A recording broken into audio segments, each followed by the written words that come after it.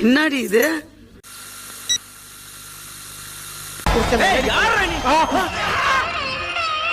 அவ்வளவுதான், நம்மள முடிச்சு விட்டீங்க போங்க. ஐயோ போச்சே.